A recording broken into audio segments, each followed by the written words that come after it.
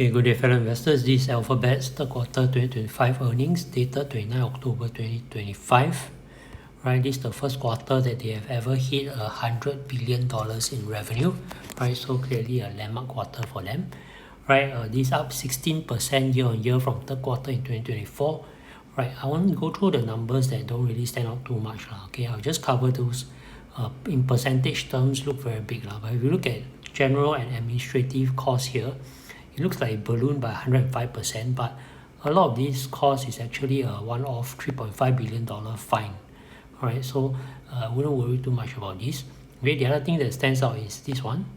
Right, so other income has gone up substantially by 300%. Right, this is some equity revaluation. So neither of these big percentages are recurring in nature, in my opinion. Right. Generally, if you look at the numbers, net income is up 33% and diluted EPS is up 35%. Right, so clearly a set of good results.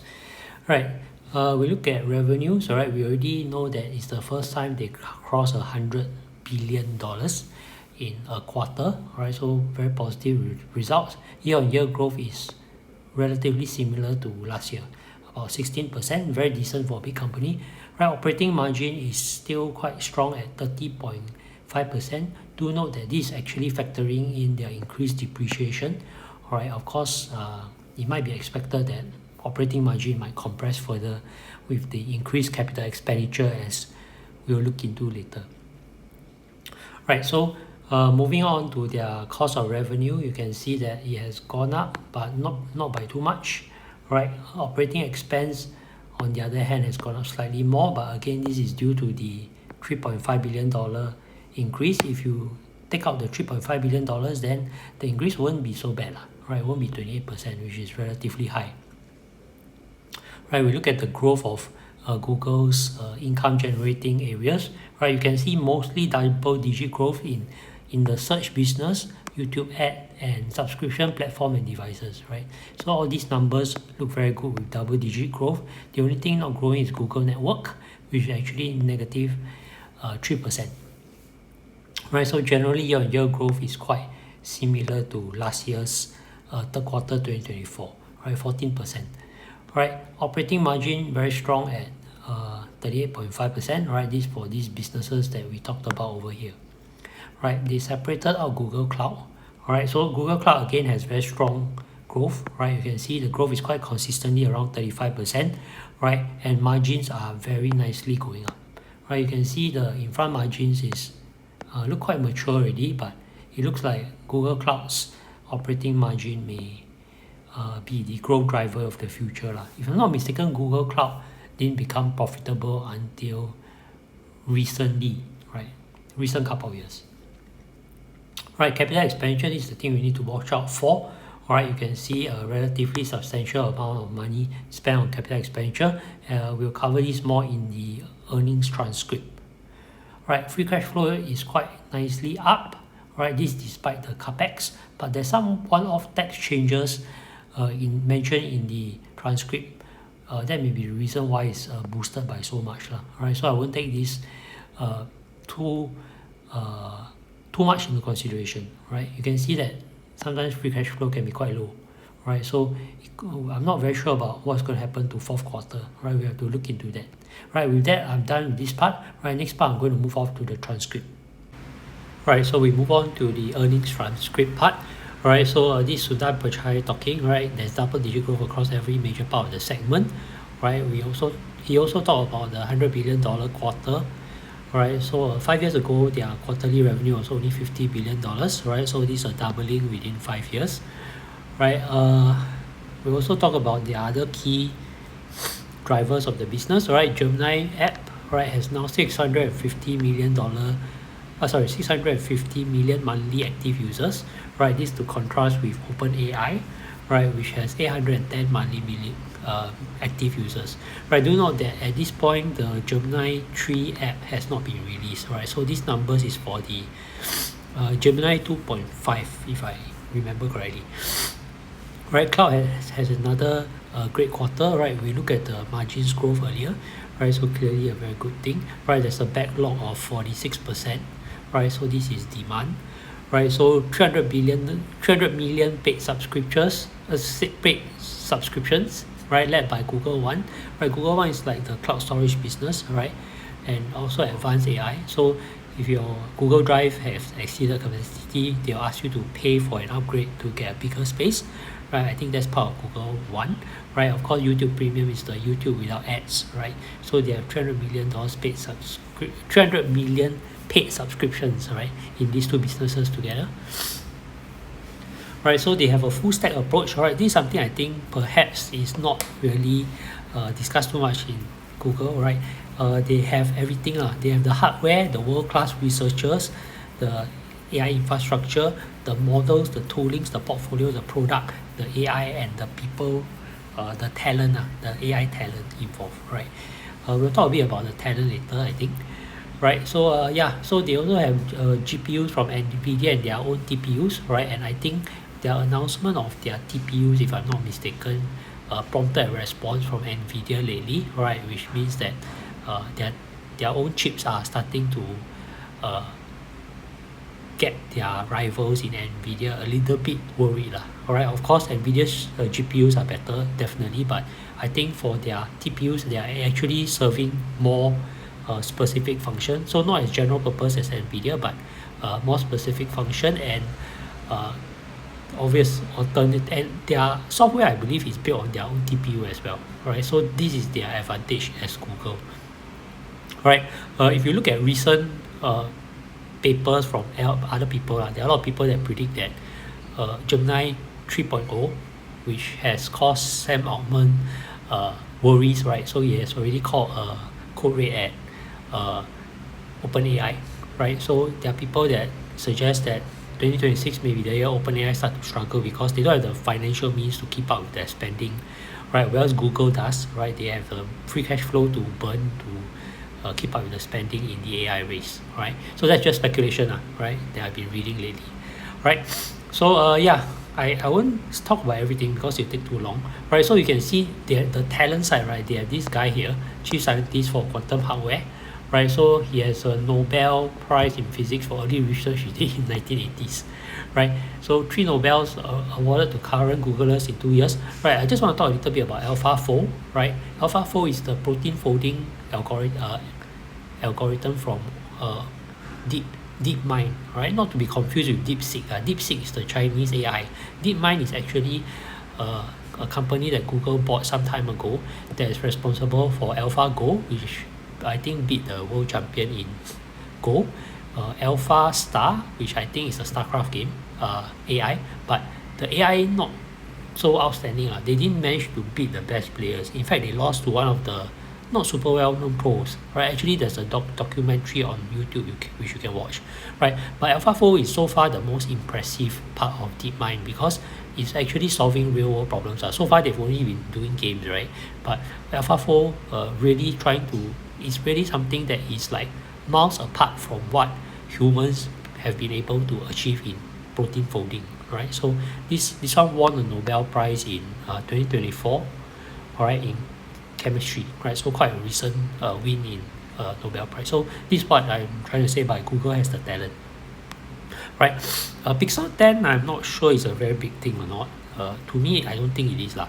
I mean, of course, they have integrated their software into Samsung as well. So the operating system is part of their reach, right? AI overviews in Google and AI mode.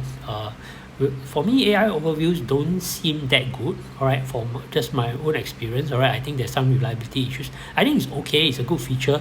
Anyway, you're using Google search, then they just give you an overview instead before they show you the links. So I guess whether or not you want to or not, you are actually have to use AI overviews on Google search or Chrome, right? So this is like, you're sort of forced to use this. Right, AI mode, I'm not super sure what it is, but from what I understand is something like embedded Gemini in the browser. Right, as far as I know, this one doesn't have such a big user base, right? So 75 million daily active users only, right? So for AI mode, right? So it's quite small so far. Right, we'll keep moving on. Yeah, so they are the only cloud provider that can integrate all the tools, right? So they have the hardware, the software, all the different AI things, right? Gemini, Imagen, Veo is video lah. Chirp and Lyra, I'm not sure what they are, right? So they say adoption is increasing, but 200% revenue from products built on our generative AI grew 200% year on year, right? But I don't think this is a very big money driver at this point lah, right? So they talk a lot about growth in the AI side lah, right? But I think cloud is the only part which has visible big numbers to help with their overall numbers as seen from the earlier PowerPoint slides, right? So YouTube is number one streaming platform, right? It's actually more streamed than Netflix, right? Shorts improving their earning capacity. Now they earn more revenue per watch hour than traditional in-stream in YouTube. All right, Waymo is outside potential lah. So I think they're still losing money here, right? But they're expanding across quite a few cities, all right? So far it's much safer than human drivers, right? So recently there was a hoo-ha about Waymo, I think, running over a cat, right? Which sort of went to hide under the Waymo, and the Waymo obviously cannot detect the cat underneath the Waymo, and I think it ran over the cat lah. So there's a big hoo-ha over this incident, right? But generally Waymo is very safe lah. Okay, much safer than human drivers, right? So all these numbers I think we talked about in the slides, right? So I will talk about it some more. I think the shopping capacity in AI mode sounds interesting. Looks like maybe it compete with Amazon, right? But I don't think this is so big yet, right? So these are a lot of upsides that they potentially have. Here they talk about, I think, some of their other progressors. PMax is used by SoFi, which is a financial bank. It's a mainly software-based app bank, right? So it's a non-physical bank in the US, which I think has pretty big growth, and there are some people that like this stock quite a lot. All right, Kayak, not super familiar with, friendly. All right, so YouTube accelerated revenue growth. Yep, sure. Small and medium advertisers adopting demand gen. I think this is the software to produce videos, right? So I think what this benefit is for the end user is that you want to do ads on Google, right? They actually have the full software suite for you to do production, so you don't have to maybe go to a ad company, for example, to produce your ad, right? Or at least the cost of production should drop significantly lah, right? So these are all the interesting things that Google may come up with, right? Nano Banana, I was trying it lately. It seems to be that they're quite generous with the amount of photos that you can produce with them, right? So I think Nano Banana is more friendly than OpenAI, because I'm using both free versions. So it looks like OpenAI or ChatGPT is a bit more stingy with the amount of photos that they are willing to let you generate for free, because Nano Banana seems quite generous lah, right, at this point, right, as far as I can tell. Right, so Living Room is their smart home ecosystem, right? So nothing too much about it. They are trying to move into sports, NFL on YouTube, right? So I think this is, if I'm not mistaken, Netflix is also trying this, right? So Netflix and YouTube are like the two juggernauts trying to juggle for more space in the streaming business lah, right? So they are trying to compete to be the biggest, right? So they are both going to sports, right? So yeah, so as I talked about later, help creators supercharge their creation and business, right? With Veo 3, which is video production, speech to song, right? So I guess you can produce your own song, right? I think there's a software that can convert. I think they can write the whole song for you and then sing the whole song for you, and the song is pretty good. Yeah, so I saw some examples of this speech to song software, and yeah, I'm quite impressed by the song. You can tell them the theme and what you want in the song, and then the song actually comes out pretty cool, you know. It's like, yeah, it's really good software, right? So quite impressed so far. Yeah, internally, Gemini being applied to increase productivity by 10%, deeper, more strategic level. This is also said by the banks, right? So yeah, so some people do believe that the banks are the next, like for example, Tom Lee talked about the fact that banks are probably the next tech companies, because with AI, right, they can streamline a lot of these work processes, which means they can cut headcount and grow their businesses without using that many people, which tech is also doing, right? So there's something to look out for. I think this one, I think Revolut is a credit card company. I think, yeah, financial services company, right? So I guess the advantage of going to Google Cloud is that everything is there, lah, right? They have all the support structure, whatever you want, in terms of software generation and support. Google can help you with it, right? So it's integrated service packages. Right, so in terms of numbers, I won't talk about it because we talked about it earlier, right? So this is the big surcharge we talked about earlier as well, $3.5 billion charge related European Commission fines, right? So hopefully this is a one-off, but I think if you look at it, all the big companies are getting fined here and there, right? It's just cost of doing business as a big company. You sometimes have to make the government happy, I guess, right? Or you will break some rules and you will just get a fine, right? So that's how these big tech companies work, right? We'll just look at outlook, right? So they worry about FX. The FX tailwind is a good thing, right? To our revenues in Q4, so this is a good thing, right? However, there's volatility in exchange rates that can impact the effects on Q4 revenues. This is unexpected, anytime you have overseas business, right? Year on year, for Google services, year-on-year comparison, advertising will be negatively impacted by strong spend on US election on the fourth quarter of 2024, particularly YouTube, right? So if there's strong spending elsewhere, they expect less money to be spent on advertisement. If you remember that Google is in advertising business, at least for now, mainly, most of their income sources are related to advertising. So in the event of a liquidity squeeze or a recession, they will clearly be negatively impacted. Right, the next big thing to worry about is their capex, right? So they are in the AI war, right? So everybody is spending a lot of money. They are even taking out, if I'm not mistaken, they took out some long-term bonds, which is taking on debt to pump into the AI, right? So in this arms race, like Zuckerberg has said, it's better to overspend than underspend, right? If you are underspend, you might become irrelevant. So everybody is just spending, see who got more money and can win the race. But it does look good for Google at this point, right? Not a recommendation to buy or sell, right? So yeah, they talked about this investments in their tech infrastructure will continue to put pressure on P&L in the form of higher depreciation expenses and related data operations costs such as energy. So these things will increase their operational costs, because they will have to spend money from their free cash flow to do the capex. Then they have to depreciate these capex in their P&L statement, right? So that will affect both their free cash flow and profit and loss statements, right? So these things I won't talk about. A lot of the questions from the analysts are a bit repetitive, so I won't cover all of it, right? So this is talking about the future integration into Waymo, so can all the software from cloud and that which you have integrate into Waymo, maybe help you with booking hotel, airport, so on and so forth, right? So they sort of gave the answer that they are trying out, but it's early days, right? So nothing too much about there to talk about, They just say, okay, we are probably looking into it, something like that, right?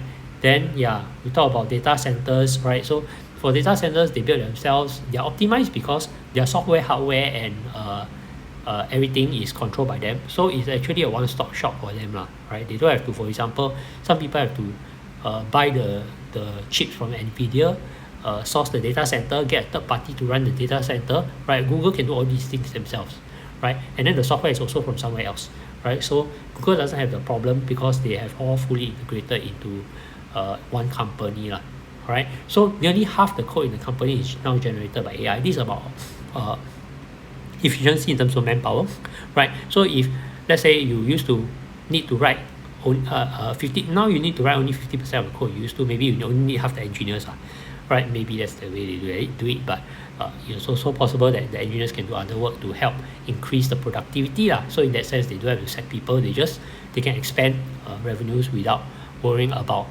expanding headcount. That's the other way to grow, right? So depreciation, we talk about this, capex, nothing new, So a lot of things are repetitive, So there are only hyperscaler that is really offering offering on their own model. Again, it's talking about their integrated advantages, right? So I'm not going to talk about this, right? Like I said, quite a lot of things are repetitive, so I don't think there's a need to talk about them.